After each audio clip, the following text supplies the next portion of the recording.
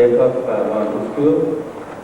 Before we proceed, there are just a couple of general announcements. If you have your mobile phone, please turn them off. And for those of you sitting in the back, please move forward. Feel free to move forward. Before I introduce Mr. von Uexkuell, I should like to invite President Thachai here to make a brief welcoming remarks and then followed by Uwe Morawetz, the organizer of the Cultural Peace Dialogue. President Thachai.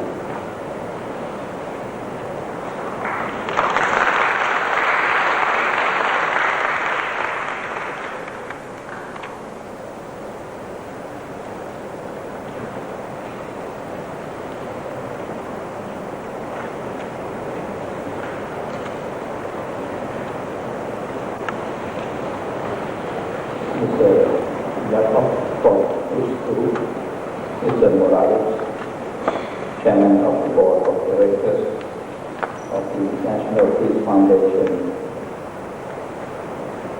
esteemed guests, ladies and gentlemen,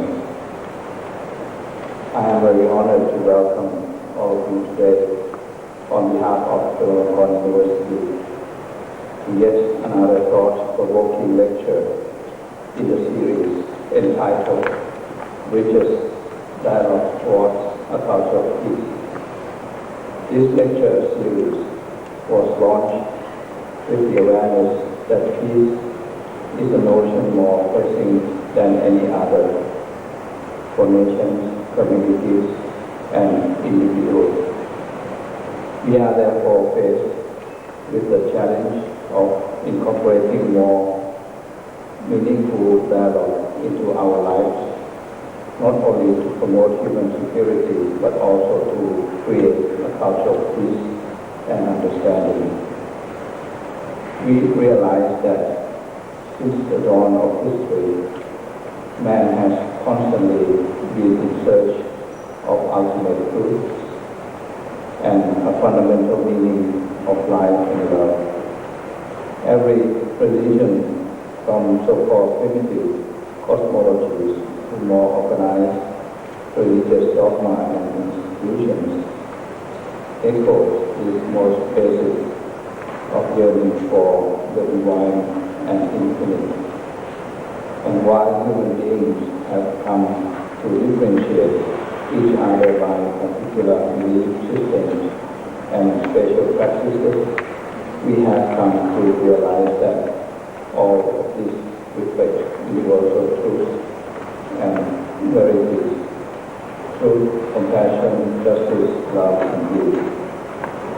It is thus only fitting that we anchor the search for peace in our troubled world and chaotic times on the essentials of faith and reach out beyond the differences in practice and doctrine that have previously led to conflict and warfare to embrace the universality of our deepest human yearnings for what makes us whole and gives us life-affirming meaning. These are indeed part of the endeavors of our keynote speaker today, Jakob von Uexkuell, who founded the Livelihood Award Foundation, better known as the Alternative Nobel Prize. The rationale of this Nobel Award is to help the Northern Hemisphere to find wisdom to match its science, and the South to find a science to match its ancient wisdom. This is indeed an alternative approach to the key word of the 20th century, development, and it is a person like Mr. von Uexkuell who calls our attention to what he sees development has led us to, excess of greed. We therefore are faced with new syndromes like overreaction, overspending, overindulging, substance abuse, so on and so forth. All of which stem from our neglecting one basic teaching of every religion that preaches avoidance of greed. We relish this opportunity not only to learn more about the prestigious award that provides recognition in such areas as environmental protection and biodiversity, human rights and development, health, education, housing and technology, but also to learn from the insight of the person who shows us how quality of life need not be achieved through extravagant indulgence. I would like to take this opportunity to express my sincere appreciation to the International Peace Foundation who helped make this wonderful series possible. Thank you very much.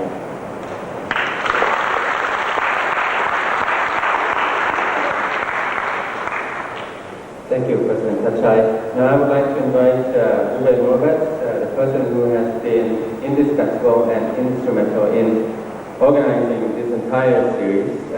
Uwe, please.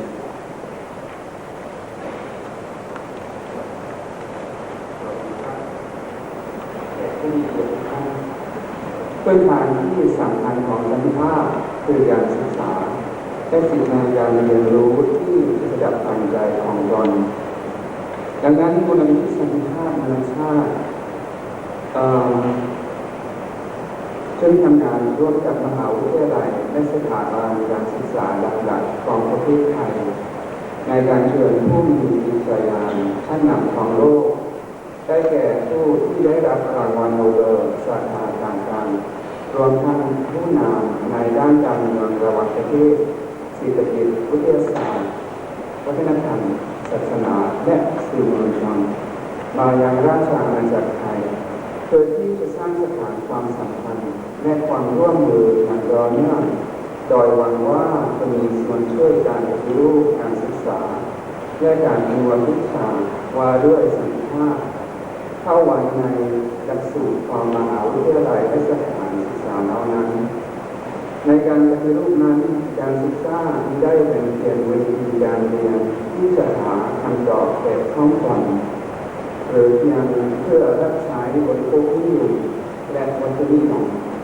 หากได้เป็นวิธีการตั้งคำถามที่เหมาะสมเพื่อแนะแนวนักศึกษาให้เข้าสู่วิชาชีพที่เหมาะกับแรงบันดาลใจของเขาวิชาชีพที่สอดคล้องกับพรสวรรค์และความสามารถของแต่ละคนซึ่งจะทำให้ชีวิตเขาเปี่ยมด้วยความหมายและความรับผิดชอบต่อสังคมให้มีใจเป็นผู้ให้คำตอบถ้าคำตอบนั้นอยู่ภายในกุญแจที่จะไขสู่คำตอบคือคำถามที่เหมาะสมความรู้ที่ปราศจากปัญญาได้แก่นำพาเราสู่ความแน่แท้ทฤษฎีที่ปราศจากการปฏิบัติและสติปัญญาที่ปราศจากการเรียนรู้อาจนำไปสู่พยานผลดังนั้นมูลนิธิสันติภาพนานาชาติจึงส่งเสริมแนวทางและเปลี่ยนทางวัฒนธรรมที่ข้ามพ้นสาขาวิชาเพื่อไปสู่สันติภาพและสู่การศึกษาที่เป็นพื้นฐานของสันติภาพซึ่งโดยแทนจากสาขาวิชาวิทยาศาสตร์รัฐศาสตร์ศิลปศาสตร์วัฒนธรรมศาสนาสื่อมวลชนและเยาวชนได้มาและเรียนรู้รับฟังซึ่งกันและกันและค้นหาหนทางแห่งความร่วมมือเพื่อที่คนสาวจะได้เกิดความคิดเกี่ยวกับโลกที่เราอยู่และที่เราสร้างสรรค์ขึ้นใหม่อยู่ตลอดเวลานี้ได้อย่างครอบคลุมเชื่อมโยงและรอบด้านนี้ขึ้นโลกนั้นใช่โลกที่เราปรารถนาจะอาศัยอยู่หรือไม่นั้นก็ขึ้นอยู่กับพวกเรามีทางเลือกที่เริ่มตั้งคำถามเกี่ยวกับคำตอบแทนที่จะถามแต่ตอบคำถามการแสวงหาสันติภาพอยู่กับคำถามไม่ใช่กับคำตอบที่เตรียมไว้ตอนแล้ว การศึกษาเป็นเครื่องมือที่จะค้นหาอินทรัพย์ภายในที่จะเชื่อมโยงปัญญากับความรู้และที่จะทำให้โลกนี้ง่ายอยู่เป็นเพื่อนสำหรับพวกเราทุกคนการศึกษาไม่ได้เป็นแบบอย่างเครื่องมือที่จะช่วยให้เราเผชิญการเปลี่ยนแปลงอาจจะเป็นเครื่องมือเพื่อการเปลี่ยนแปลงผมขอขอบคุณผู้นำประชาชนในการที่ปรึกษาฝ่ายไทยขององค์การสร้างสังคมสื่อสารวัฒนธรรมเรนนี่ฮาวเวิร์ดบริษัทยูนิเทลเซกันยูไทยรองศาสตราจารย์ประชัยสมิทธิ์และจุฬาลงกรณ์มหาวิทยาลัยตลอดจนผู้สนับสนุนและผู้มีส่วนช่วยทุกคนสำหรับความร่วมมือร่วมใจในงานนี้ผมขอขอบคุณJakob von Uexkuellซึ่งได้เดินทางมายังประเทศไทยและให้การสนับสนุนอย่างนี้โดยไม่มีข้อดอกเบี้ยใดๆและต่อจากนี้ท่านก็จะกรุณาแสดงวาทกถาพิเศษอันเป็นส่วนสำคัญของกองการสารสัมพันธ์สื่อสารวัฒนธรรมขอบคุณครับ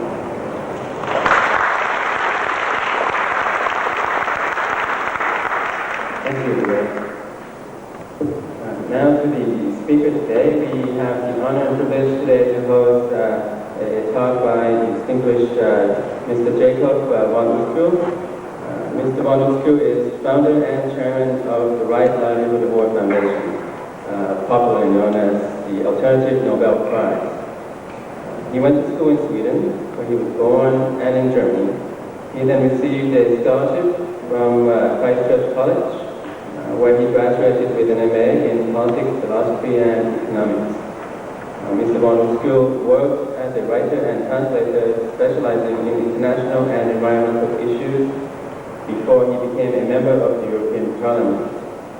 Being a professional philanthropist, he sold his holdings of rare postage stamps in 1980 to endow the Livelihood Award Foundation with $1 million. The foundation has thus far been trying to address the mismatch between wisdom and science. In many places in the world, there's too much scientific progress and not enough wisdom, whereas in southern countries, perhaps there is plenty of wisdom but not enough scientific progress. The recipients of this award are chosen in such areas as environmental protection and biodiversity, human rights and development, health, education, housing, and technology.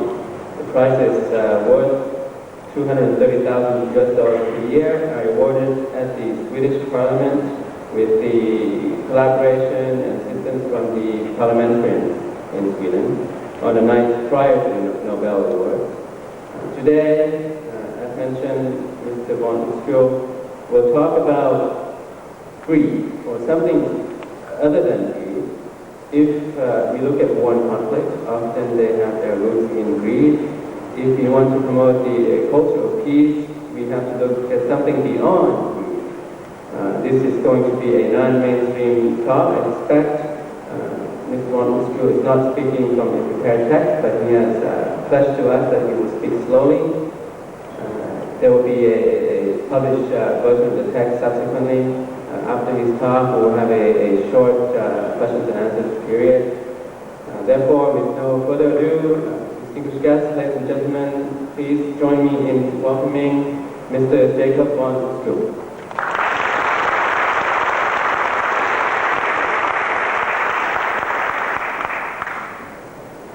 Thank you.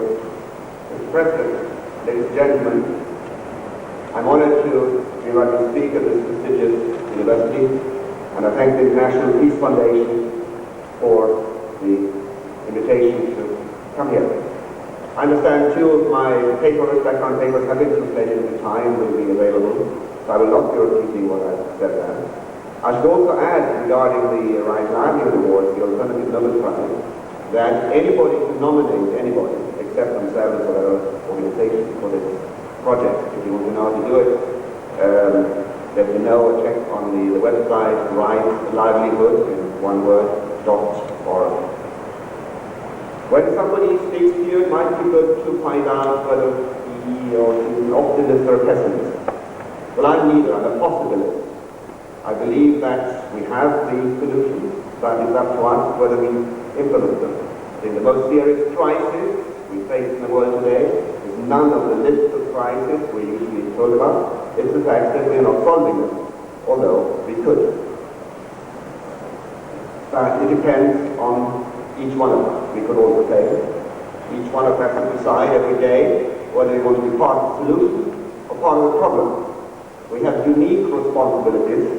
No previous living generations in the history of mankind had such responsibilities because at no time before, while the consequences of our actions and our inactions, our lack of action, so long-term and so global. It's also important to know whether the speaker is a specialist or a generalist.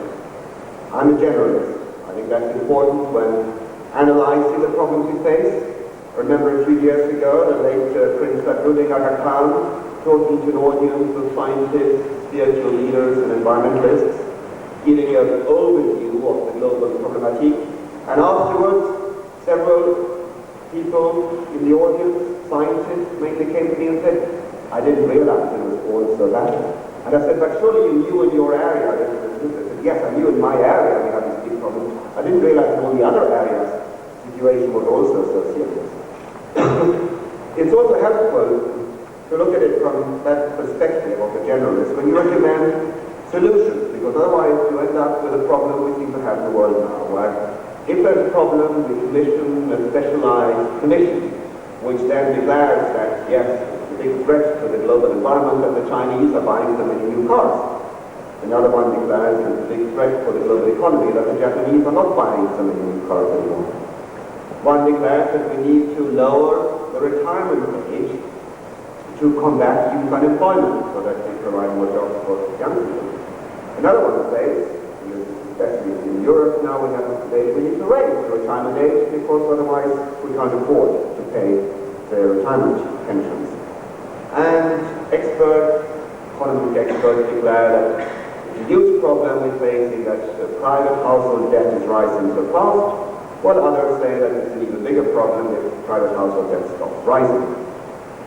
So this is of course not very helpful and not very relevant. And I mean that kind of over-specialization was one reason why I created the Alternative Nobel Prize, because of challenging the most recognized international award in our own home ground, presenting this award the day before the Nobel Prize in Stockholm. Not because Nobel Prizes are bad, I mean there are some very good recipients and some less good, I'm sure, but this is not a debate I've ever been really interested in. I was concerned about priority.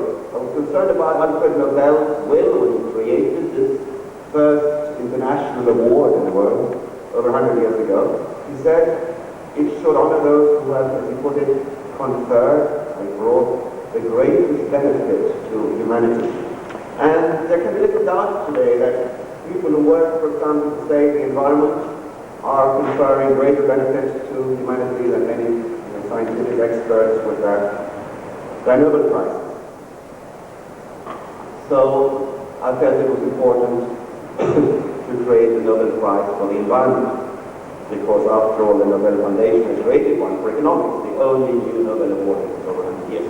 But the Nobel Foundation said no thank you, and so I felt then that I had the obligation and the possibility, of course, on a much smaller scale, to do it myself. On a much smaller scale, because of course my business dealing with rag postage stamps is not as profitable as inventing dynamite, which Alfred Nobel did. The problem soon became clear that it wasn't just that there was no environmental award, it was that even in the areas where there were Nobel awards, they were very narrow. No Nobel Prize in medicine would ever go to somebody from a different healing tradition than that of modern Western medicine, although different other healing traditions help millions and millions of people every day. So we gave the award to the man who has revived classical homeopathy, and I'm sure one day we will honor pioneers in Chinese medicine, Ayurvedic medicine, and others. We also found that even in physics, no Nobel Prize had ever gone to one of the pioneers of solar energy physics.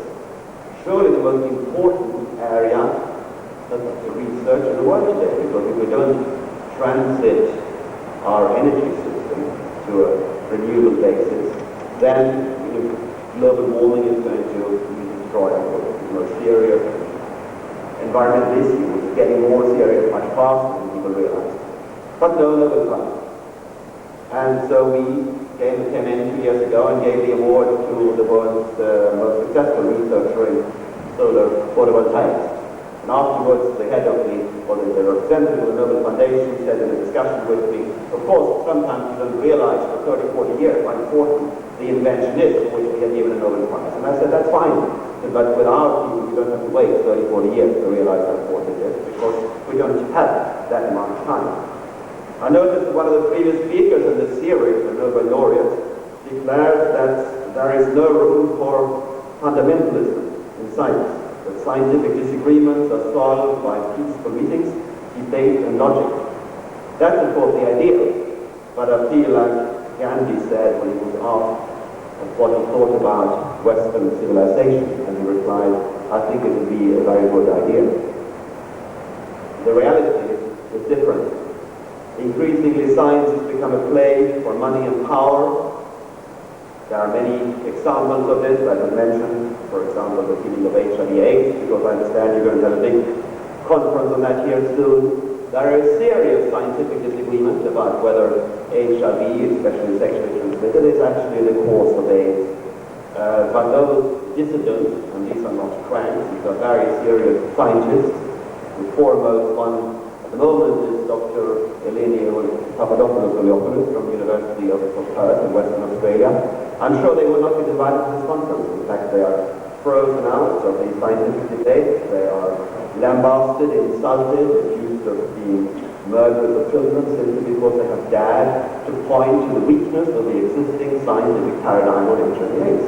When it comes to genetic engineering, we have the same situation. It has got so far because lots of money has been poured into it, and lots of money has been lost, although it's based on very bad science, on a sort of crude Darwinism, believing that you can take a gene and transplant it into a totally different, unrelated species, into a totally different environment, and you can predict the consequences, that it will express itself in a linear way. But of course, that just isn't the case. The environment is crucial. As Craig Venter said, the man who set up the company, the private company, which sequenced the human genome, was in a race to do that, and which he thought would make him extremely rich. The company is now collapsed, and with debts of close to $1 billion, because it's based on bad science. It's bad science to treat living systems as machines. And as clear as time that is so, is that you can't insure against the risks. The industry refuses, now they want to be able to release the genetically modified organisms, but they absolutely refuse to get insurance cover for the risks involved, because no insurance company will probably provide it at the cost. It's very exorbitant. Same thing for nuclear power. Legislation by the government to severely restrict the amount of money which the nuclear industry has to insure for in case of a nuclear accident. Because it's perfectly good for society. And obviously you come and say, well, look, my having a car is so good for society that I should be able to drive it even without where I can't afford the insurance. It'd be laughable, but on the level, where our whole future is at stake, such arguments are acceptable.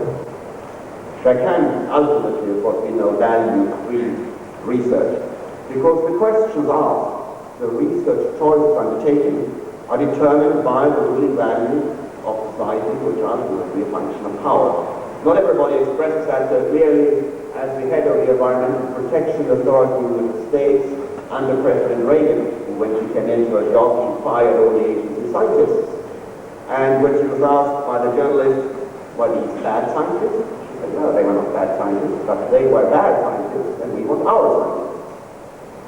Of course, if you go back in history, you can very well imagine an ancient Rome where people enjoyed themselves watching lions eating Christians. Somebody who came with some invention which enabled lions to eat even more Christians might have been honored as a scientific inventor. Today, of course, he would end up in a lunatic asylum. But moving forward somewhere in time, when Louis XIV, as King of France, was presented with an inventor who invented a gun which could shoot more shots and kill more people simultaneously. He, instead of honoring him as his man and Hulk, expelled him from France and declared him to be an enemy of humanity. Today, I think he might fare a bit better in many countries. Today, of course, the values which guide our activities, and science is one of them, are monetary values, or rather the profit interests of large corporations. I was reminded of this again when a retiring professor from a prestigious university in Sweden, Uppsala, came to me lamenting that when he joined the agricultural department 25 years ago, this department, like other such departments at universities, were linked to networks of farmers, and their goal was to help the farmers. And he said, now all these networks have disappeared, and all we have are networks linking us with multinational corporations involved in producing genetically modified seeds, etc., and our goal is to help them to make more profits. This, of course, goes even further. We gave an award to Ethiopia, one doctor and one scientist who found that prophylaxis against the illness, the heart disease, was a natural barrier, which they had found when people used it to wash with, when it used to wash with in the river from the silt barrier and they found that the larvae causing the heart disease was floating dead on the surface down the creek. So they found it was very natural, it was much cheaper than the existing chemical alternative, and they tried to get this accepted by the FAO, but the FAO referred to the US Food and Drug Administration, and they said, expensive tests, but they said, we can't afford this, there's no profit in this, it's not a chemical we can profit from, this is naturally a very plant. So they did all these tests in Ethiopia. But the FAO still said no, thank you, because your tests cannot be done according to GLP, good laboratory practice. They don't recognize this kind of research in Ethiopia. So when they won the Right Army Award, the Finnish government heard that story, and the Finnish universities repeated the test. And then, of course, they were GLP and were unacceptable, and the endot barrier could be spread, and also spread by international organizations who seem to be also subservient most of the time to the interests of multinational.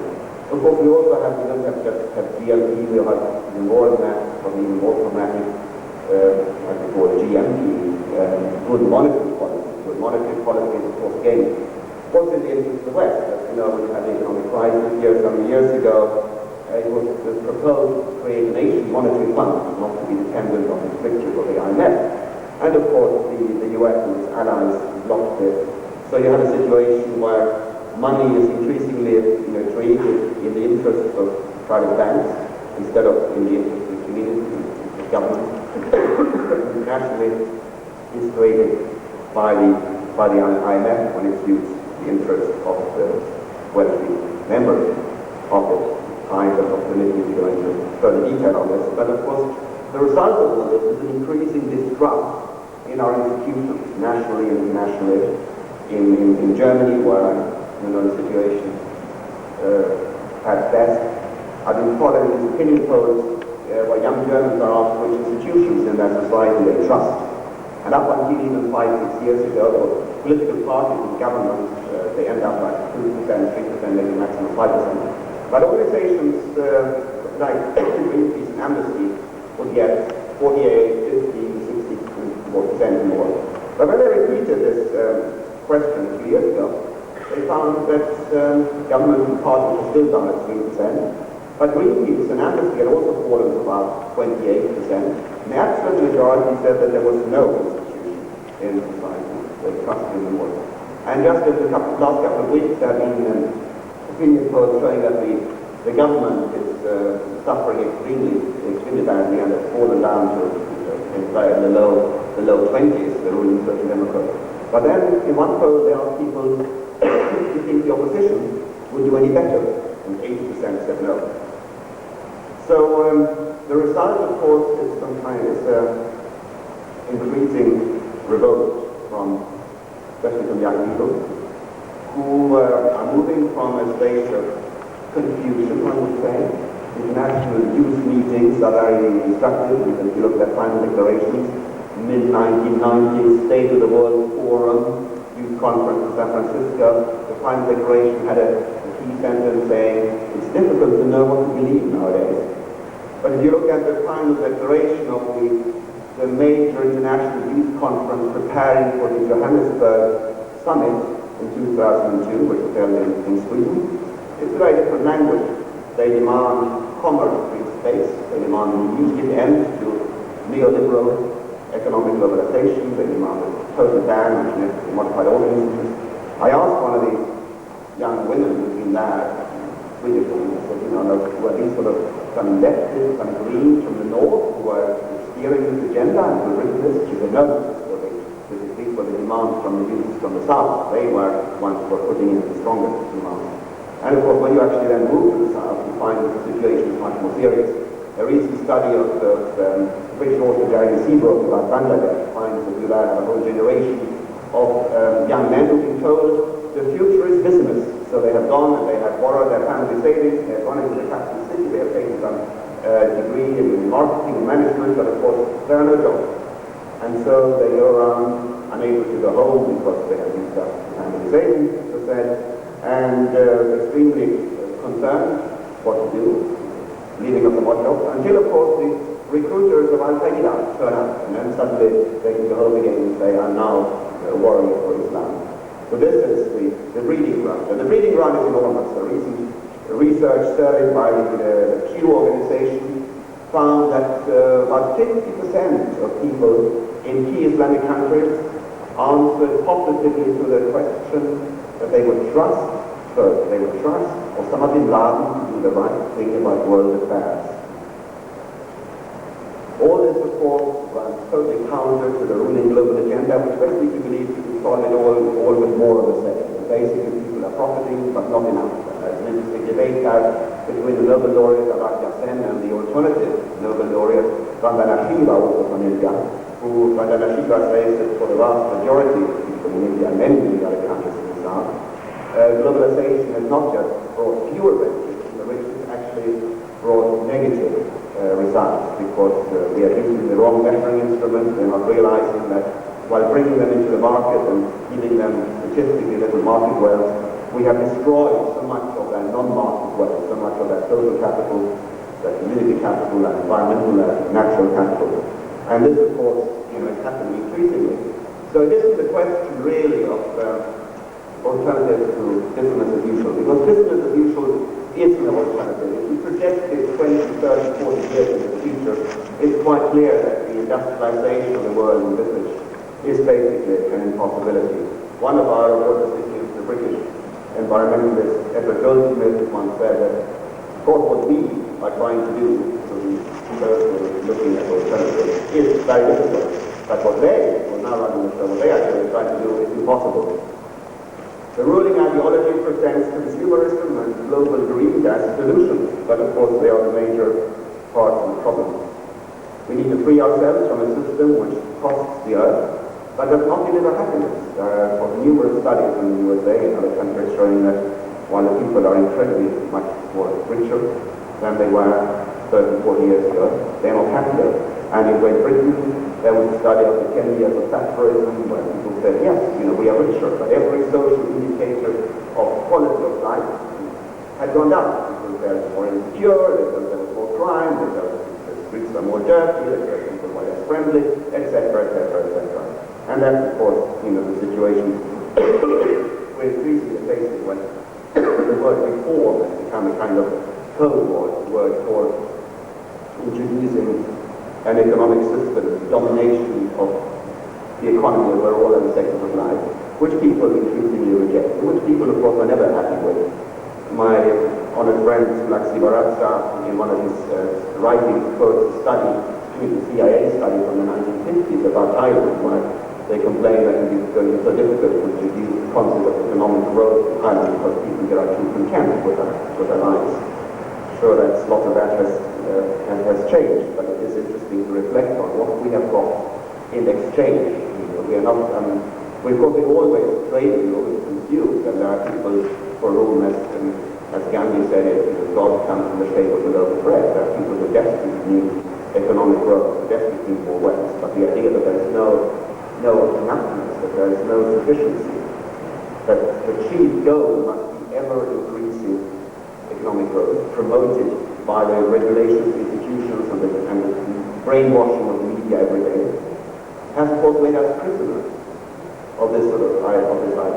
When you challenge people about this, especially about the example of Japan, where people have decided we are one of the wealthiest people on earth, we are rich enough, we are not happy with continuing to consume. One study a few years ago about Japan said, but nowhere is the emptiness of affluence more deeply felt.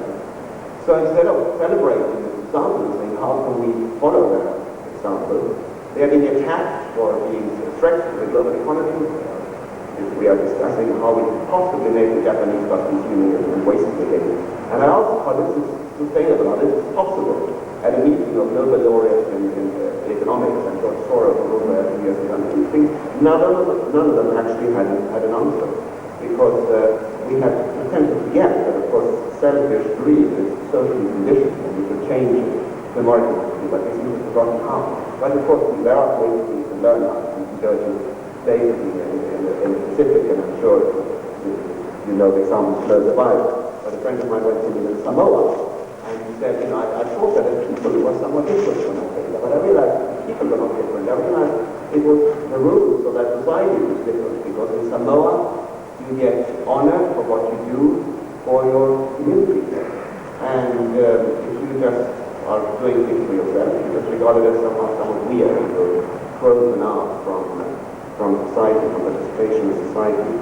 And an anthropologist going to a North American, Native American village and asking who is the richest person here, found that they didn't mention the man who had the biggest, most grandiose house up on the hill. He said, why didn't you mention him? And they said, but he's not rich, he keeps it all to himself. So it's important to realize we don't need to look for a new ethic. Where is it supposed to come from? We are turning over to invent the new human. We just need to recondition ourselves, start paying attention to those other parts of us who are non-consumer selves. Religious leaders so far seem to have failed with that, at least in the West, take that kind of leadership. We need to start first by asking the right questions, to ask questions as citizens, not just as consumers. What's the difference? An American professor at U.S. University did a very interesting experiment a few years ago. He found out that the Disney Corporation were going to buy Wilderness in the city and turn it into some kind of Disneyland. And so he described this in quite attractive terms to students and said, now where would you rather go? To the Disneyland or into this existing wilderness? And he said the vast majority preferred to go to the Disneyland. That was, of course, without him saying so, the question of the consumers. He then, without any qualification, asked the second question. So do you think it's right for the U.S. government to release this area to the Disney Corporation to turn it into a Disneyland? And he said there was almost unanimous no, total outrage. The U.S. government, our government has this obligation to serve the little wilderness that we have left in our country for the use of future generations. So that was not a contradiction. It's just the second question was with students and citizens. But that second question hardly ever gets asked. And it now needs, I think, more than ever, a permanent institution or institutions asking. We need to create a World Future Council. It's a global conference. This is, of course, not something which I've suddenly invented. The Dalai Lama, calls for in his latest book. President Gorbachev had similar ideas, and of course I have seen throughout the years working with Livelihood Award recipients that they are the kind of people who have brought them together, counselors, wise elders, pioneers, and of course youth leaders.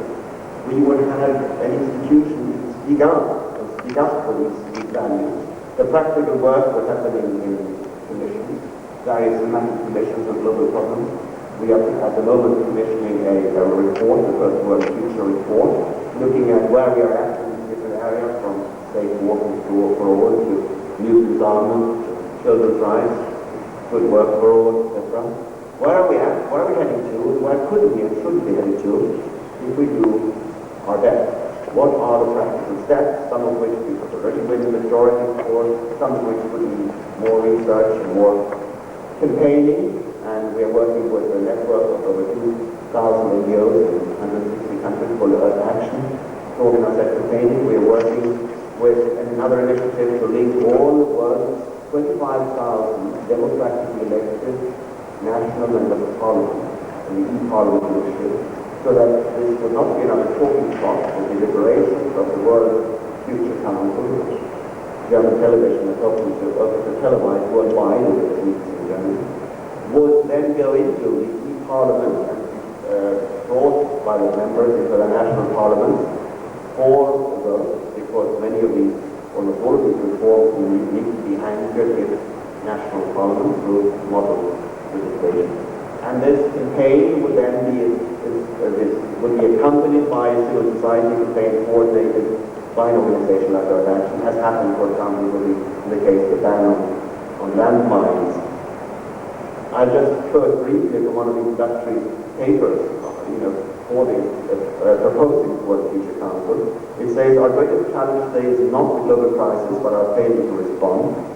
To repair the outer state of the world, we need to heal our inner state, weakened by the daily brainwashing aiming to reduce us from citizens to consumers. There is widespread global agreement on key values and action priorities, many studies show it. International conditions have shown that individuals in very diverse backgrounds can agree when challenged to think for the common good on agendas of earth justice, democracy, and sustainability.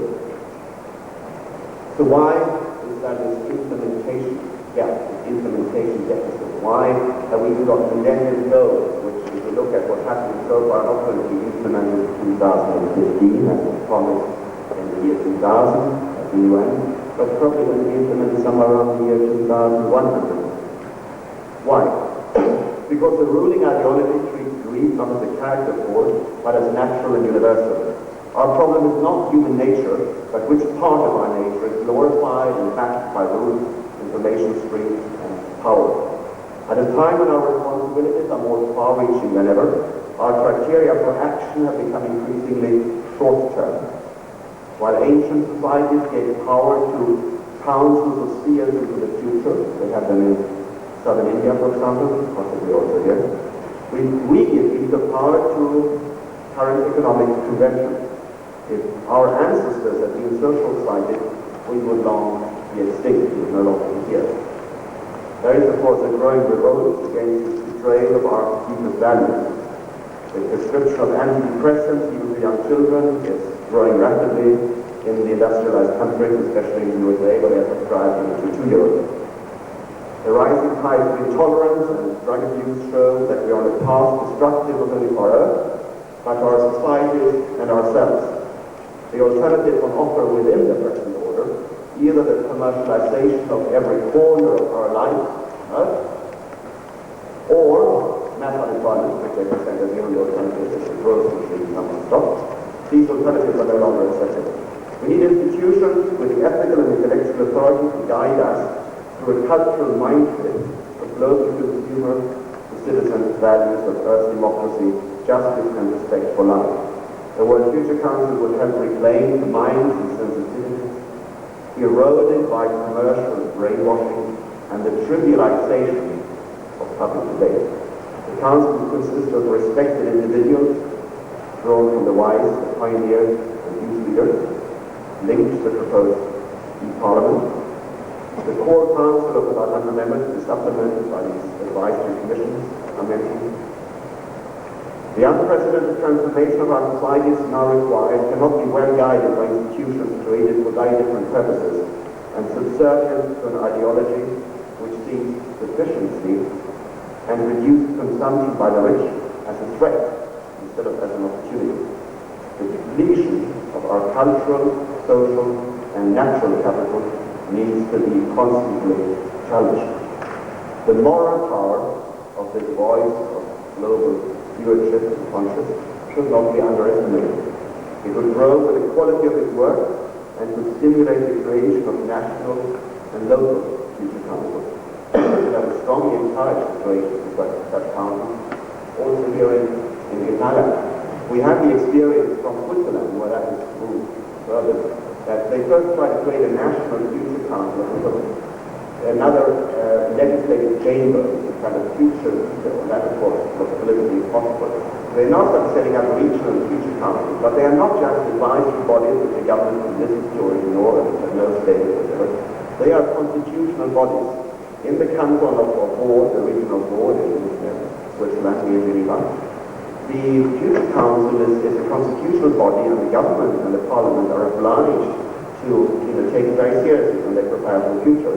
So it doesn't have a veto power, but still, the government cannot ignore it because it is a constitutional body. I think that's probably the best, most solution, the optimal solution in a democratic setting. The core World Future Council would hold meetings annually, commission research, and call for specific action, which can then be brought into the national parliaments by the members of parliament from the parliament. It could be operational within a few years if the required basic funding materializes. We have had lots of endorsements and we have had enough funding now to create the initiative. But if not, I've insisted on this for 3 years capital core funding, because in my experience after 3 years this will be seen as very important that we will receive major institutional funding. But we will insist on having these 3 years before we actually launch it. Because the hardest job is actually to go and convince very busy people that we want to win as members that this is going to be something which is going to be a worthwhile use of our time and still going to be operational in 3 to 5 years. So at the moment we are negotiating with a number of cities, foremost at the moment with the city of Hamburg in Germany, who have been told that in return for hosting the secretariat of the World Future Council, they will have to come up with this funding, probably from wealthy individuals living there who would like Hamburg to go to as a city by this council secretariat. But of course, everything would not be done in one place. The various commissions would be in different places. I can imagine regional secretariats also working with different languages. And as I said, we've had some very positive responses so far apart from the house. We have recently written to 8,500 non-governmental organizations in about 200 countries, asking them for names, for proposals, for councillors, because, we don't know, I don't know, who is the respected individual in Mongolia or Argentina who should be in such a council. We are writing shortly to 15,000 democratically elected members of parliament all over the world, also asking who would they respect, who they think should be in such a council. And from these names, and with the help of an international executive board, we would then select the first councillors who would then choose their successors. So, you can't have this chosen democratically elected organization with global elections because it's totally unrealistic. But the legitimacy comes to the quality of the work, and it comes to the fact that whatever the council proposes will of course have to go through the democratic process of being adopted by the e-parliament and by our democratic elected parliamentarians all over the world. The council would be a voice of our deeper values. It would speak up for our inner truth. Today we struggle to educate in conflict with the ruling values of our society, which struggle to educate coming generations as citizens and not just as consumers. And I think we find it very hard, and we could very much benefit from such an institution to help create a better balance in the world. Because if values, institutions, if our rules, institutions, and information streams are geared to promoting lesser inequality, it takes somebody very strong and brave to stand up against that. And not everybody is a hero. We need somebody, institutions on our side. Thomas Jefferson, the father of the U.S. independence, once said that the most difficult thing and the most important thing in any generation is to create the right institutions. Of course, the problem we have today is the fear of big ideas. We have the global individualistic consumer matched by a rather fearful, increasingly localized citizen, fearing either terrorism or being mistaken for a terrorist, fearing travel, especially in Europe. People have told me they went 20 years ago to South America and Africa and could walk anywhere, through the streets there, and to now come back and say it's not possible anymore because they have been attached to soldiers. There is increasing, globalized world, there is increasing antagonism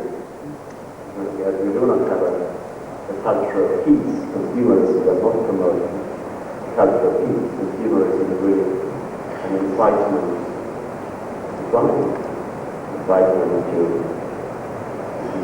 be jealous of what the other person has.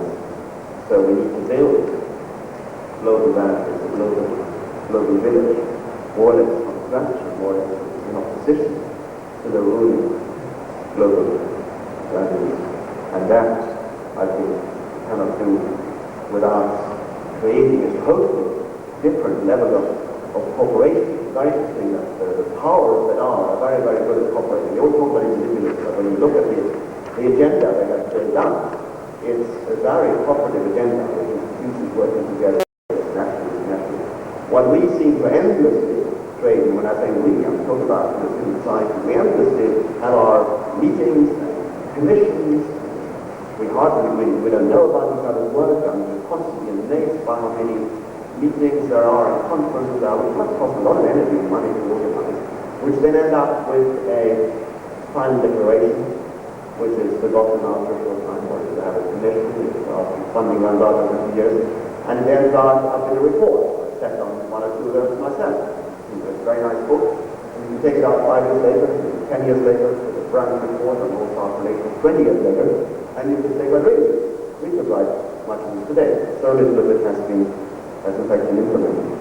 So I think we as citizens need to retake control of the global agenda and ensure that it is stated from a perspective of our common values. There's research by the Institute for Global Ethics in the US and elsewhere. They're based in the US, but their research is in about 26 different countries, different walks of life, with different religious traditions, etc. in North and South, and they found that there was a remarkable agreement on value and value priorities. So, I'm sometimes asked about this question of Asian values and European values, and it was very curious. I set up as a North European, an award, very much a Northern award, when you look at why it's presented, but, we give it a large number of these awards to the people from the global South. And have I ever been accused of really interfering and not understanding Asian values? Yes, once. The ambassador of the Suharto dictatorship complained in those terms when they gave the award to human rights activists in Indonesia. And have I ever been accused of not understanding African values? Yes, once. When the ambassador of the Abacha dictatorship in Nigeria complained about an award we gave to human rights activists from Nigeria. But never since. I think each one of us has the power to change the world for the better. Maybe to stop a war or an impending atrocity. You never know. It's a story, a true story. But the Vietnam War ended because one bureaucrat, mid-level bureaucrat from Danielsberg, was so shocked that he released all these secret papers about the war to the New York Times. And people were so shocked when they saw what was going on behind the scenes, what the government was doing from them, but there was such a public outcry that the US government stopped the war. Now what made Daniel Ellsberg do this? Right? About a year previously, before he did this, he did a trip to Vietnam. On the way back, he stopped overnight in a hotel in Tokyo. And he went down to the bar, and same night there was another American there, a not very well-known poet called Gary Snyder, who had done a lecture tour, reading tour in Japan. He happened to walk into this bar, and he looked around, and he saw somebody who also looked like an American man. They were talking. And Ellsberg said to Gary Snyder, what do you think about the war in Vietnam? And Gary Snyder said, I think it's a crime, and it's an outrage. And Ellsberg, in a protected environment, had never come across anybody with such opinions before. And they spent all night talking, and then they parted. And about a year later, Gary Snyder got this message from Daniel Ellsberg saying, I'm the person you talked to in the bar in Tokyo a year ago. That talk changed my life. Watch the newspapers tomorrow. And as a result of that discussion they had, his thinking process started, which made Daniel Ellsberg decide to take this risk. He risked about 30 years in jail by doing what he did, ruining his career, etc. So, it matters what you do. It matters who you talk to, even night in a bar. This is an extent of our responsibility. We have today to focus, I think, on rights, but also on our duties and responsibilities. very good document drawn up from UNESCO some years ago, Declaration of Human Duties and Responsibilities. Again, there was a lot of this. Spanish government, our government has not gone stopped it. But it reminded us that there's not much point in anyone's rights unless you define what the duty and responsibility to actually implement them. And this has been the guideline for my work, and I'm going to close with two other votes, which have been other guidelines, which I find very helpful. Just before that, I would say that if you want more information about the World Peace Council, there is again a website, World Peace Council, in one word, .org.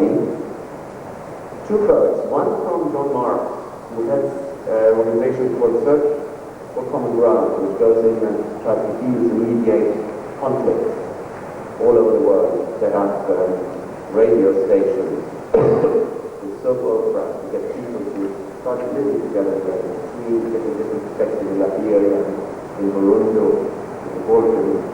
And I said, how do you deal with the people, these war criminals, you also have to bring into the process, and torture, mass murder, I mean, if you want to correct about what do you do with them? And he said, I've done one thing, be hard on the issues, but be soft on the people. And the other verse is from an Austrian Jewish philosopher who survived the Holocaust of the Holocaust. And he said, sometimes the right thing to do is only 55% right, but you still have to do it with that right. Thank you very much.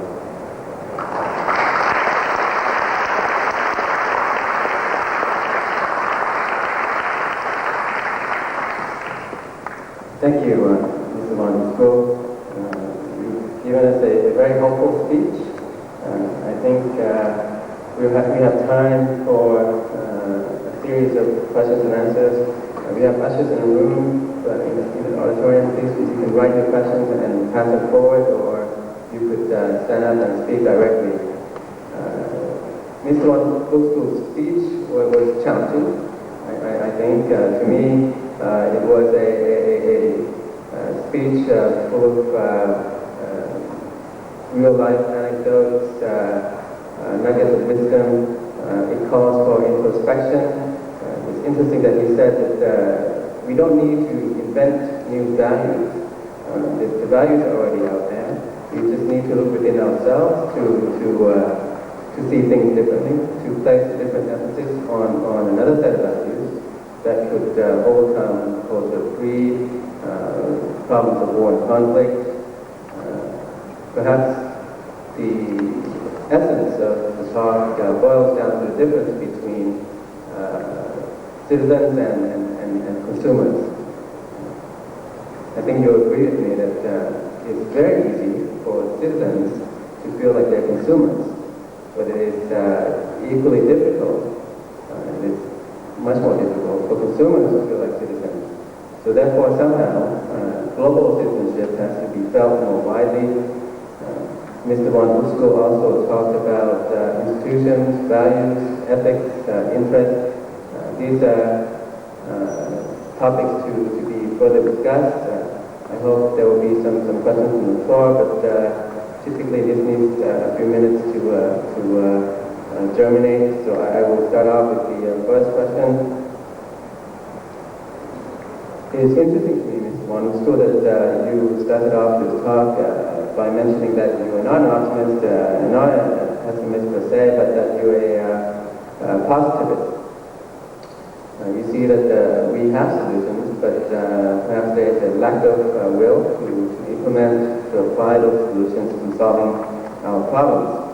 So this leads me to think that you may have a bias towards values. Do you think that values are absolute? Do you think that there are such objective values out there? Are values universal? And if you're a positivist, it may imply that there might be such a set of absolute values. The problem with values is where to start. You see, this is the main problem, and it underpins many of the social science concepts we have today. So perhaps, Mr. von Uexkuell, I will leave you with that first question while we wait for the questions from the floor. Yes, I actually used the term possibilist, not possibilist, which was invented by a British writer, William James. I do think that the research which we had shows that there are universal values, that there are human values which people agree on. I mean, respect for life is of course the primary one. Respect for life comes before economic convention.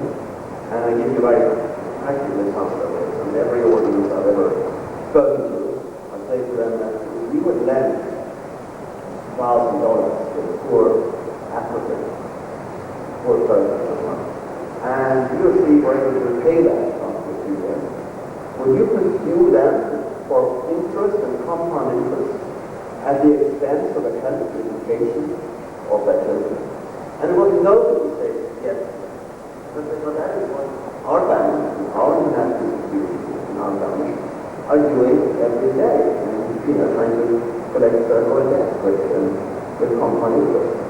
And even on terms, they're much less favorable than the terms which, for example, are granted to Germany after the Second World War. And of course, people are outraged, but they do pounds. Now in Europe, to give you another example, of course, another thing which many people feel respect for life, not just respect for human life, but also respect for animal life. In Europe, in the European Union, it's about 250 million animals, sheep, cows, horses, pigs, are sent back and forth every year, a long distance, because it's cheaper and bad, and they are sent on such conditions that 10% of 25 million arrive there, and the half-dead rest is then what we eat. But this system is still profitable. But you ask people, especially who love animals, they find it absolutely unacceptable in that way. So I'm not here coming from an audience where they say, oh, well, that's the market, that's understandable. On the contrary, we're now having an increasing problem in Europe with animal activists who are so outraged by this. They are trying to use terrorist means. They are prepared to attack and physically endanger people involved in this trade. And it's not just animal standards, but even the trade, because they are just so actively outraged by the system which commits them. So yes, it's not that the other side has no values, but the values they have, the values based on the market, are basically values that most people find abhorrent. For them, the market has always been a subservient part of that society, of that community. And here, suddenly, market values removed, that economic conventions are more important than the lives of African children, with 30,000 children who are dying every day of preventable disease. This, to most people, all over the world, it doesn't matter from which country you come from, is absolutely outrageous and unacceptable. And you could go on with other values, which, when you get down the list and you come to somewhere, there may be some disagreement or that you express in a different way. But when you start with the most important value, the value of our children, the fact that we should prepare a better world. It's been the value which has been common for all generations of history until our time. Today we are happy to sacrifice not as a comfort, look at the threat of global warming, in the lives of our grandchildren for our comfort. We are happy to use in a number of countries the convenience of quotation marks of nuclear power and leave poisonous waste, poisonous for tens of thousands, hundreds of thousands of years for future generations to deal with. And the US government, a few years ago, was in touch with the former professor of semiotics in the US, he said, can you come up with some kind of sign to tell people in 10,000 years' time that this is still poisonous, put on these storage nuclear waste? And of course, he said, well, there is no such sign which people need to recognize in 10,000 years. So this is what we do. He said, well, you have to create some kind of hereditary priesthood to guard these poisonous ways. But, the idea that we have to rely to stop our great-grandchildren and their children from being poisoned by the poisonous waste we have left over on some kind of new hereditary priesthood. And I don't know how many hereditary priesthoods there are we have survived for 10 or 20,000 years ago. Don't know of any. This just shows the utter and total madness of what we are doing and its uniqueness. I think we are now having to really decide whether we change course very rapidly or whether our grandchildren and great-grandchildren will look upon us as outrageous criminals. Thank you. Any questions from the floor? Please just identify yourself and...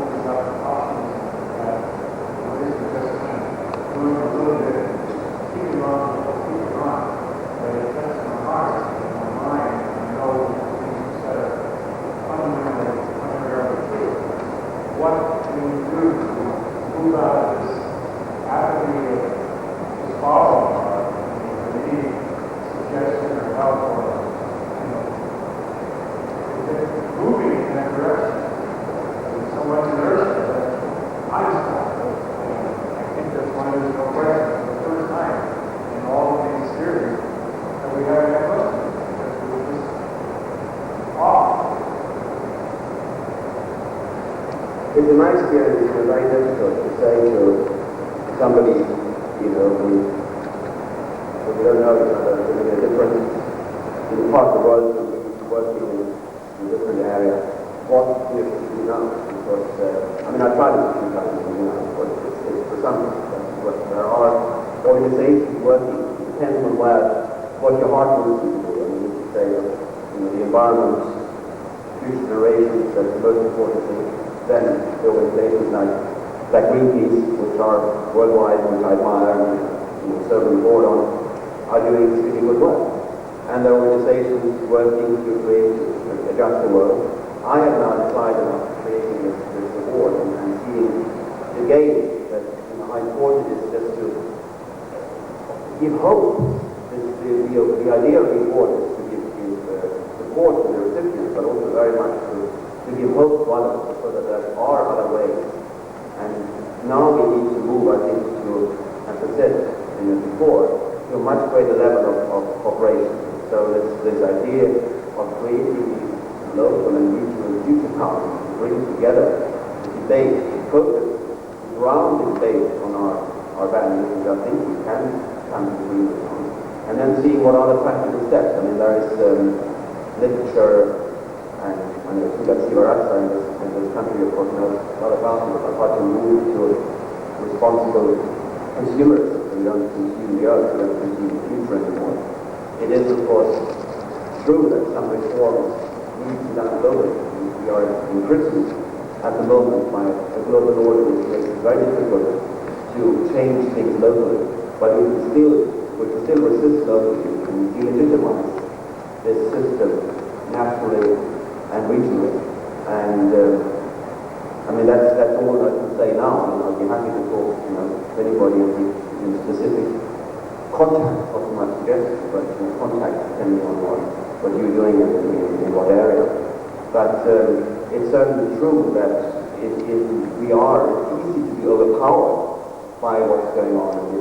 If I didn't have this Livelihood Award work every year, where you get these amazing nominations coming in from all over the world, with people who haven't given up, who are out there doing things despite risking much more than I or most all of us in the room would ever have to risk in our lives. This is, of course, what is encouraging, that there are so many people doing good things. Much of it is not necessarily in isolation. We need to find ways of not so much networking with collecting information from places, but as one of our recipients in Australia, Bill Wallace in the Department of Permaculture once said, looking at networking and even work techniques, which I think, very good term. So we do need to create, I think, a whole alternative global structure, because we have, unfortunately, this global consumer power structure taking over the world, getting into every last little village.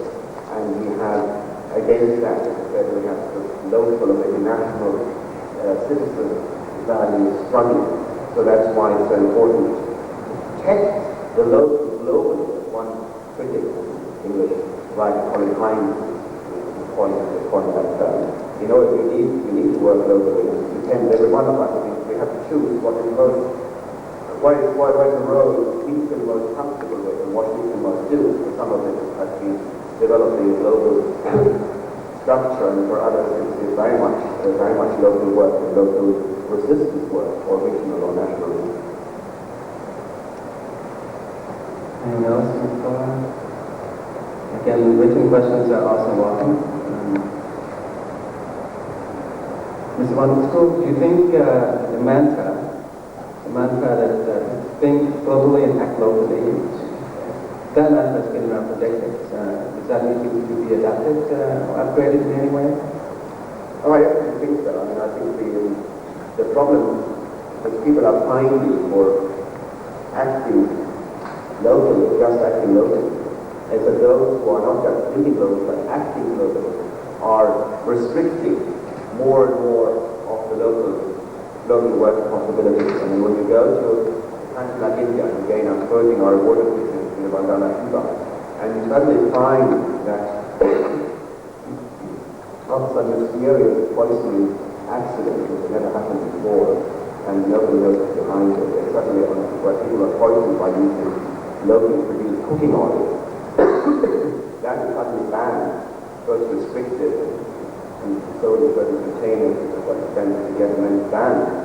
And at the same time, the doors are open, the borders are open for genetically modified U.S. soya oil. It's quite clear that there's very little you can do against that locally, because if you're part of the country, you want the country's laws, and those laws are in the interest of multinational profits and not of the U.S. and its allies, and not in the interest of people now, then it's very difficult. We need to create, and one of the main things we need to remember globally is that people do live locally, and they have a right to live locally, they have a right to as much local economy as possible. We will always have, and always have people who work for the global market, and will have more people today than exactly 30 or 100 or 200 years ago. But most people need to be safe, continue to working in the local and regional market, simply because it costs a small fraction to create a job, a good, right, livelihood job for the local and regional market, and the cost of creating it for the global market. So therefore the idea that the local and regional economy, local and regional actually economy is subservient to the global market, the global system, is actually absurd. It needs to be the other way around. The global is the icing on the cake, provides what we cannot do locally. It's the trading of things which we cannot produce, but the idea that you can suddenly swamped by foreign products, and which knocks out the local skills, and then they drop the prices here again, and in the meantime you have destroyed local livelihoods, is of course totally mad. It's not in the interest of the majority. And the interesting thing which is happening now in Europe, and maybe you have seen examples here, is the split between in the business sector, where the real entrepreneurs, small and medium-sized entrepreneurs, who are really producing real wealth, providing real jobs, providing products which people are using. They are saying no to these global multinationals. It's a really giant planned economy, planned links that are trying by, not just by massive advertising, but also by influencing through the World Trade Organization, by getting rules adapted to their interests.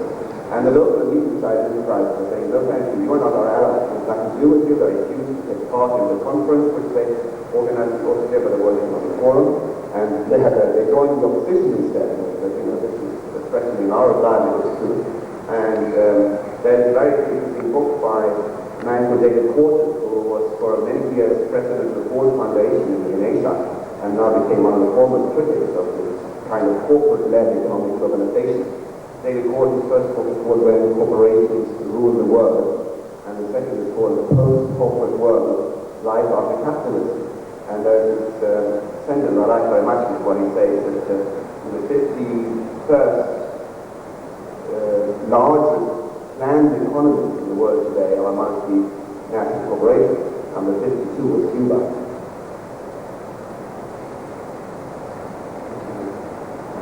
Questions from the floor? Anyone? It could be in Thai, written in Thai, and be translated.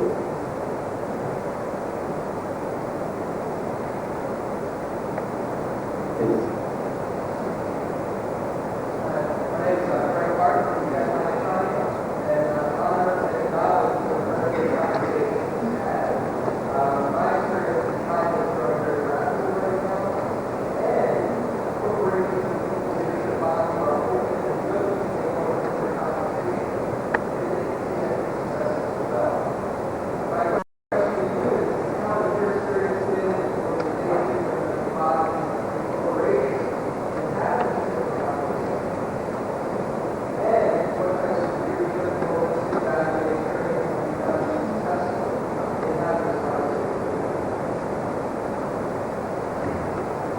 Yeah, it's, first of all, I'm very aware and very careful on this advice on what is working in China. Remember the question I once put to an English consultant I met with advice both the Russian and the Chinese governments. And I said, you know, what is the difference in your experience? And yes, but the Chinese are much more careful because they can actually act on your advice. So, bearing that in mind, the problem is that we are not really ruled by these kinds of people really believe in what they're doing. We are facing a situation similar to that in the Soviet Union. There's a ruling ideology that people profit from and benefit from. And when I went to Moscow in 1989, when the Soviet Union was beginning to fall apart, as a member of the European Parliament, you know, I say to these high Soviet officials, now, you know, you as communists, and they say, wait a minute, I'm a member of the Communist Party. I didn't say I was communist. And I tried to say to the corporate leaders, you know, well, at the moment I'm a member of the corporate establishment, so you know, I promote these things, but I don't really believe them. And as soon as they retire or are hired, they suddenly start talking about anti-globalization critics, including even the former head of the IMF, which makes the discussion very, very difficult. I mean, I remember most of the time they evade mistakes because they basically know that they're not going to win it. They don't want it. I mean, this is the truth. It's very, very difficult to get anybody to debate things like if you have really a really good critic who knows her stuff about, for example, genetic engineering. The genetic engineering industry will refuse to debate it. I know this personally because there's a woman in Germany who's seen a bicycle, and she told us what happened in Switzerland, and somebody there who was a local activist was going to debate the industry, and when he stepped out and the industry found out that this is a bicycle was coming instead, and they just called up and said, we're not debating you because we know what it is, I mean, it's as open as that.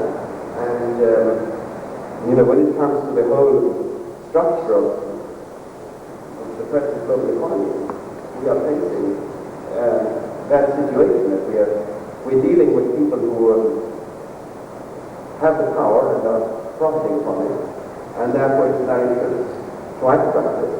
And that's why I said before, your heart of business, you know, softening people. I had a debate with the World Economic Forum 2 years ago, published an article by that spokesperson saying the world is facing a terrible state, getting worse, for the poor, globalization doesn't mean the rich are getting richer at their expense. And I said, this is amazing. This is from the press spokesperson of the World Economic Forum. So I went to them and I said, now, what are you going to do as a result of this? What changes are you interested in? For some way, you know, we can help you. And they said, we fired the guy.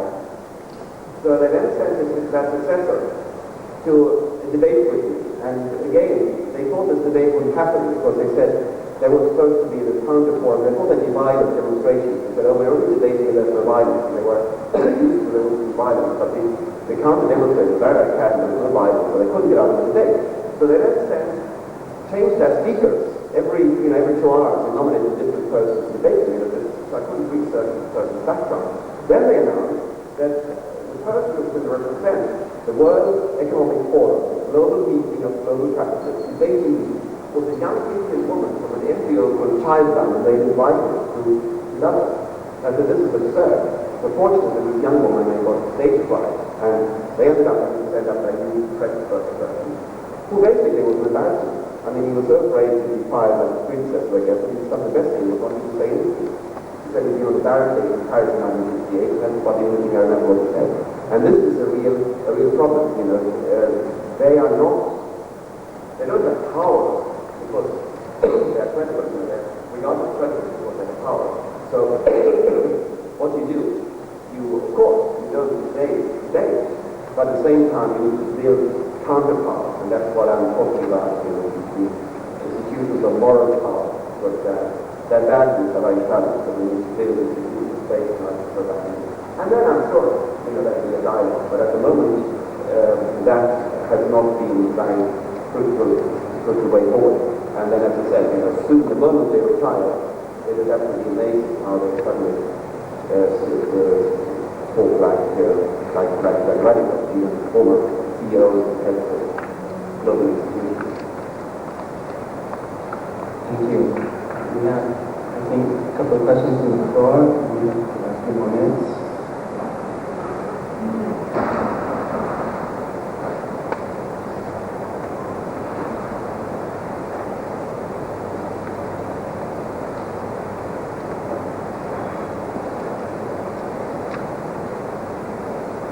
Here's a question on this one. Is there really a political will to balance the wealth between the developed countries and the developing countries? Is there really a political will? Is it there? Well, of course, even the rich don't feel rich. I mean, there are examples of but if you really ask them, you know, have you got more than enough for you? And you can't, then, you know, they say, well, yeah. But then, next time you ask the question differently, they say, no, you know, I still don't have enough on my needs. So the level which goes up, the level which they say they need goes up all the time. So there are enough statistics that even the richest 20% in the US, they feel that they're not rich enough. But when you start looking a bit deeper, you find that they are compensating for the challenges of their life. No way out. The only way to totally live in this world where everything is just matter, certain mechanisms in the world, and to realize yourself, you have that cumulative process is possible. But if you find a different priority, then of course you see very different. And the interesting thing is that you have about 20% of the population in countries like Australia, in some European countries in the USA, who have what they call downshifting over the last 10 years. These are not just rich people, but before this is actually the middle class people decide to have less income and do more meaningful things. And curiously, they have no political representation. In that way, they are not really visible. I think one of the largest, most disastrous failures of the past 20 years has been the Green Movement, which is basically captured by this neoliberal thinking. I mean, in Germany, where they are the most powerful Green Party in the world, they are more enthralled with more imprisoned with this neoliberal globalist ideology than even some of the old parties. It's not just Democrats, even the Christian Democrats.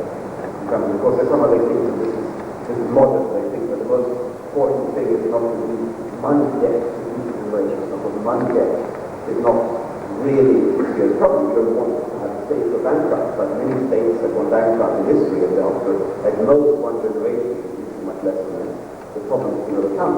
But of course, an environmental collapse takes thousands of generations to overcome. And a poor child is born, it's not never born, a poor child born malnutrition and growing up with nutrition in the first 5 years will grow up with permanent damage, brain damage, health damage, etc. So this is an issue, and more and more people are finding finding outrageous. If you ask people just like that, are you prepared in your present situation that people are pressured by consumers to sacrifice? Are you prepared basically to take the global economy, work out a capital income person, and then say, if you share this, the whole world is for you, then you're going to end up with certain amounts. Because people say, God, I couldn't pay my mortgage, I couldn't do this, I couldn't do that. So that just doesn't work. That's why I think, we need to start from looking at it from the point of values, of challenging consumer values, we need to build into trade movement to gather together with people who are prepared to do it, are prepared to, as they call it, cultural, creative, different values, and build on that. It certainly is going to take, changing the rules, not just going to take going around and collecting the money and transferring it, why it's going to make sense. It's going to take, building a fairer global system. So, I don't know how, I think that's as far as I can answer, that point in answering your question today. Thank you. Here's another question from the floor. Another question looking for practical answers. I'm reading verbatim. Our modern consumer society, born as a byproduct of American World War II war machine, is waging a silent global economic war that they will do anything to win. This is destroying, as we mentioned, wiser spiritual systems. In addition to trying to change institutions, how can the quote-unquote consumer citizen be awakened to his individual responsibility and role? Well, our question, how can we be awakened? How can we be awakened? This is exactly why I said we want institutions to speak up on values. So it's a common saying, we don't need new institutions. But of course, people who say that are rapidly creating new institutions in areas because they know that without institutional backing, I know in Buddhism nothing is permanent, but we need something ongoing. You cannot just have signals here and there and then having the ongoing brainwashing through the media telling us to just become consumers and downgrading us to the idea that the only voice you have is in the market. And therefore, first of all, that means, of course, you only have a voice according to how much money you have. And secondly, that's a justification for bringing more and more parts of society into the market system. And I think that's the first line of resistance, is to say no to that. There is no reason to privatize public service. It is a little that's more efficient. You can introduce efficiency when they are publicly owned. There is nothing sacrosanct in state and government bureaucracies you can introduce to reduce ownership. There are many other solutions apart from just privatizing and introducing profitability. People are finding it very frustrating today that they are told that they are freer than ever. And in fact, we have even more freedom at the expense of our bigger freedom. We don't really have the freedom to choose a different way of living between different countries, but we have the freedom to choose between dozens of different electricity providers and phone companies. And in England, recently they privatized the telephone information service, and I sort of dialing one number when you wanted to find out the telephone number, you had to decide to 20 providers to dial it. I understand they're all equally bad and unreliable. And this is, it's a joke. People don't want those kind of so-called freedom that consumers. They just take up a lot of time, which other have one good service. In most cases, the privatization of the railway, it's all new. An absolute disaster. So it's much worse. We don't have the word service. It was supposed to be the service economy, but this and that. People are finding it's actually increasingly unacceptable. And so I think that resistance is probably the easiest to mobilize. Because once things are turned off, the money is gone, and you can't really, it's going to be very difficult unless you have a socialist revolution and start confiscating things without compensation. It's going to be very difficult to undo anything if we find that they are wrong in not selling them. And that's why we have to be so politically aware of the ruling economic political class are trying to create a system where we don't have a democratic choice anymore to undo it, because there's never going to be enough money to re-socialize things which have been privatized. So that's one example of how but I think every day the example you yourself give, a lot of people are very influenced by, especially people that are very secure, they're very influenced by how others live. There's somebody who they look up to their respect and people have different values, and they don't care as much about consumerism and the latest daily fashion, or bold and speak up, or what they do to speak up for citizen values. That usually spreads. It's a very, very rapid spreading effect. I find that it's true even among people we would think would be opinion leaders. People are very insecure. The present system makes them very insecure. So if you stand up there and speak out for a different set of values, you can try to find ways to do. Thank you. May I recognize Professor Uwe. Dr. Vivat is well known around here. He would like to ask the next question. He is a retired professor of international relations, emeritus at the Faculty of Political Science. Dr. Vivat is also a former vice president for international affairs. Dr. Vivat, please.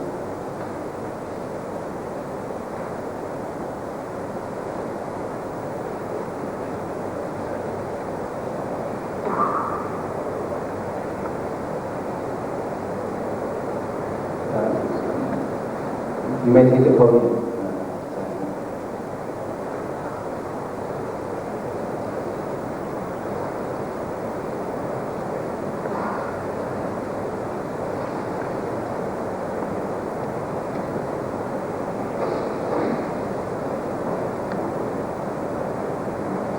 Well, thank you, Jan, for your kind introduction. Order for many people to hear me. To be invited to stand here in the podium, which is not very usual. Well, I don't have a very long discussion, but I just like to congratulate Professor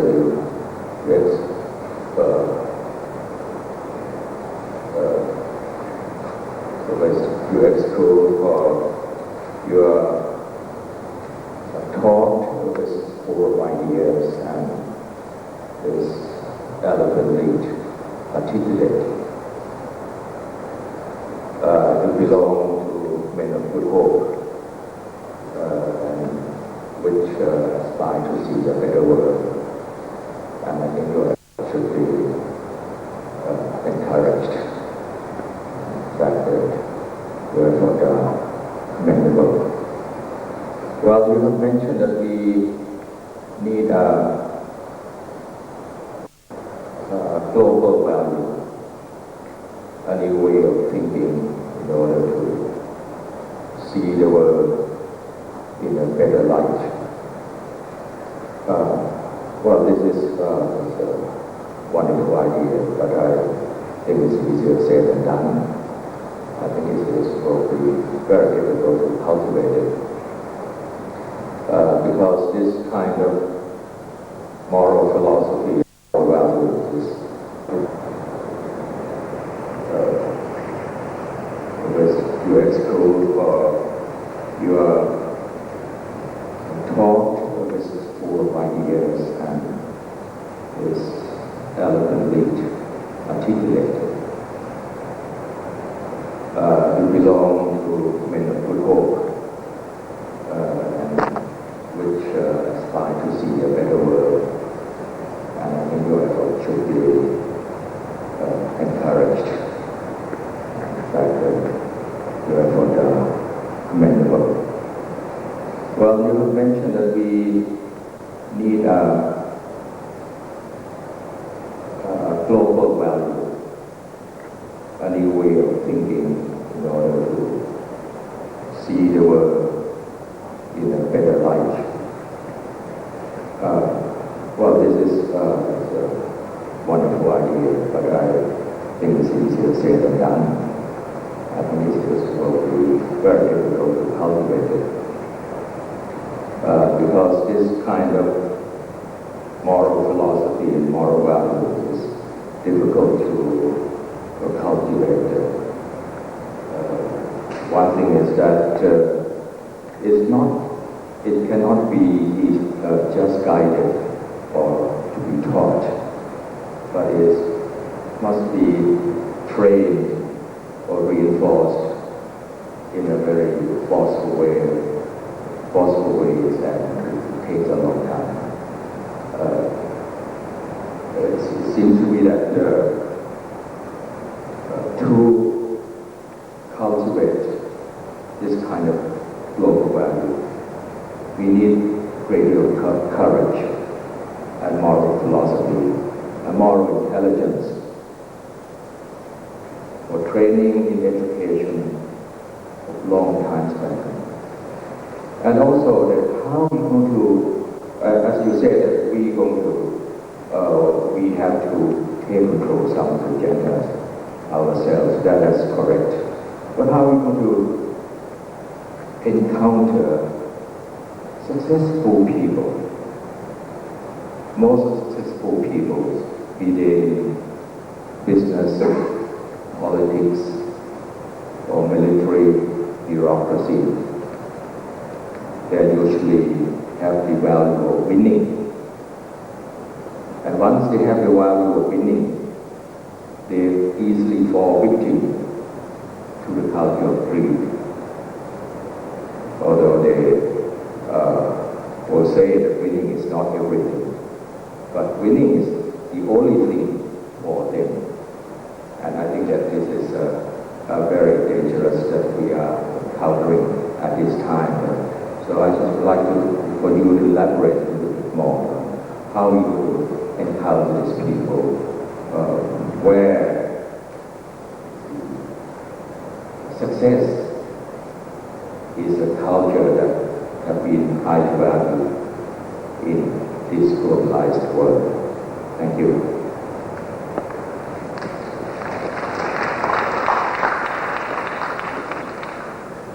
I think we need to redefine what we mean by winning. And what I find encouraging is when you talk to people, to decision makers and opposition, they're usually aware of the salary of what they're winning at the moment. And it's also looking for deeper meaning in the lectures. I mean, I find when you do work like this, on the one hand I want to believe that hardly needs to be softened.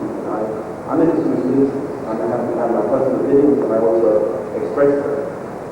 But I say, look, this is not what we go on the World Peace Council. We have to try everything to find in my papers. They are meant to stimulate discussions. And it's interesting to find how few of those who are now the winners, how few there are who are sort of antagonizing. Trying to find this.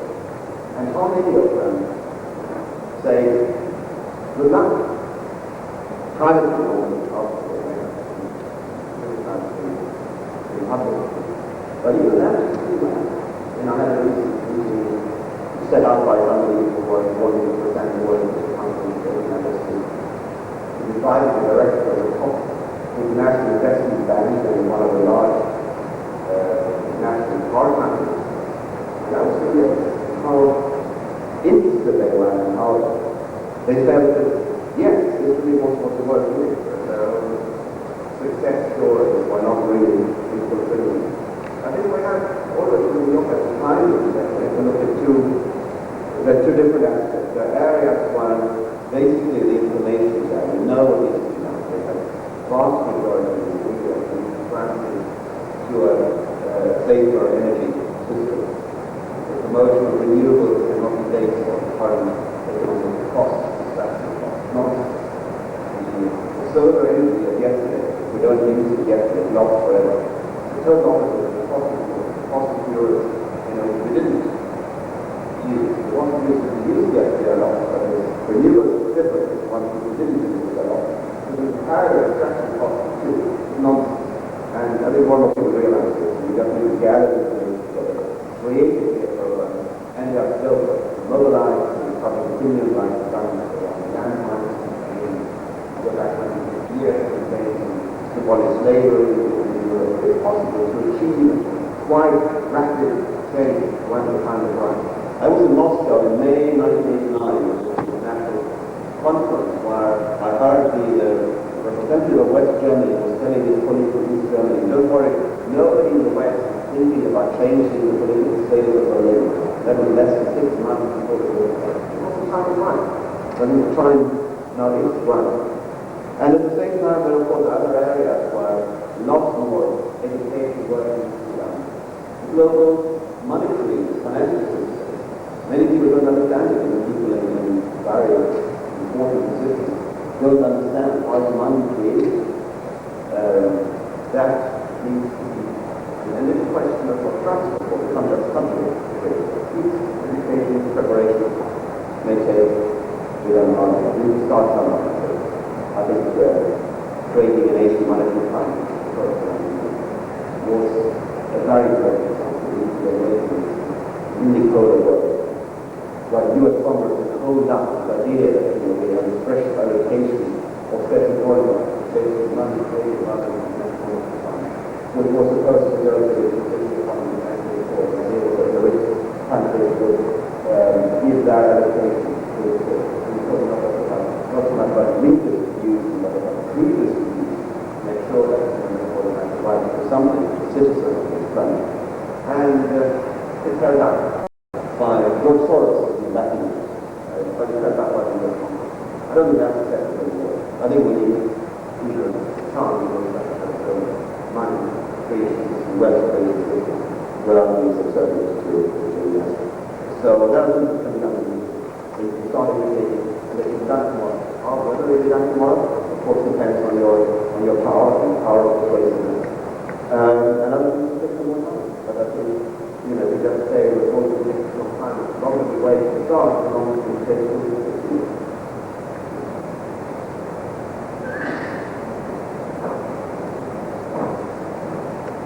Thank you, Mr. von Uexkuell.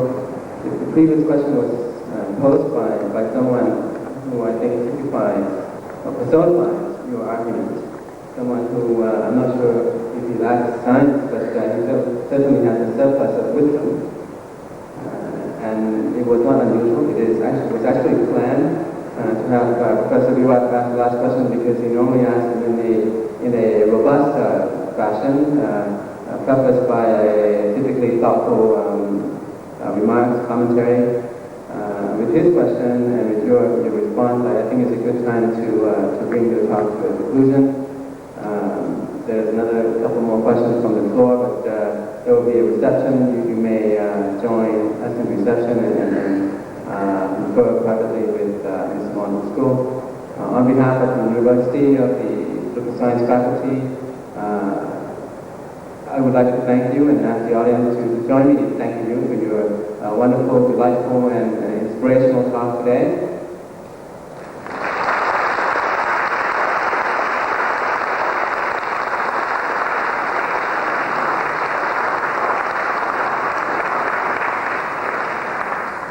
In appreciation for your time, your effort, and your talk, we would like to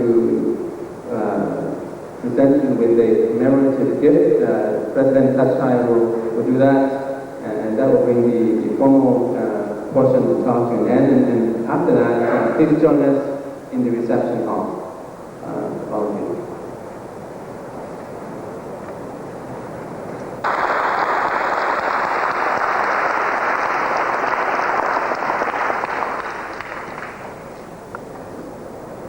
Thank you.